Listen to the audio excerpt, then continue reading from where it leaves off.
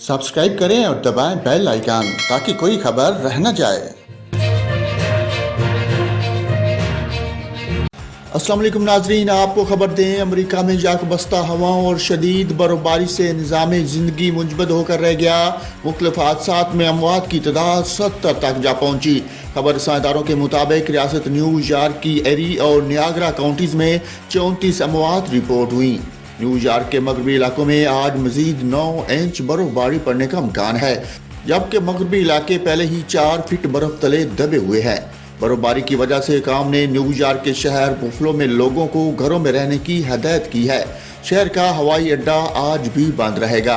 अमेरिकी मीडिया के मुताबिक रियासत न्यूयॉर्क में 1.25 लाख घरों को अब भी बिजली की फराहमी मुअत्तल है। रियासत न्यूयॉर्क में फेडरल इमरजेंसी का ऐलान कर दिया गया, जुमे से अब तक मनसूख परवाज़ों की तादाद 16,000 से ज़ायद हो गई।